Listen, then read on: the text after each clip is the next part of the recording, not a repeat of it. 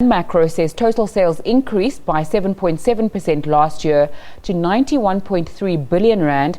That's up from 84.7 million the year before. The retailer says its results were helped by cost control and good management of margins.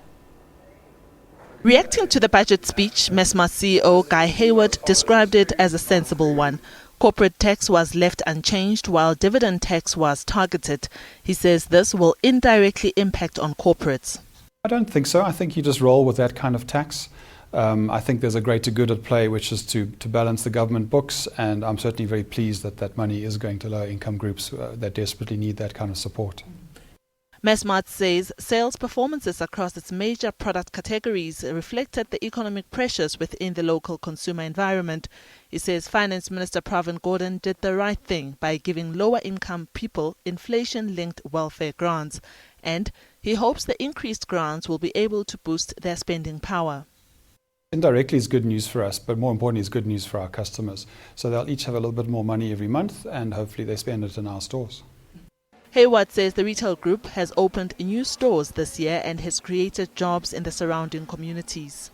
We have cleaning and security services, and then more broadly, as we give more orders to suppliers, they'll also be able to keep their workforces or even increase their workforces.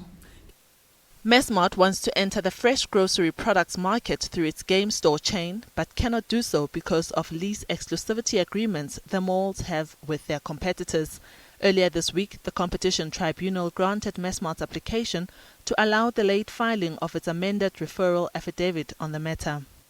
It just feels intrinsically unfair and anti-competitive that the major retailers can put in these agreements at a shopping mall level that prevent, in agreement with the landlords, that prevent other retailers from coming in, whether it's small independent-owned retailers or even retailers like ourselves, but it's just a blanket prohibition.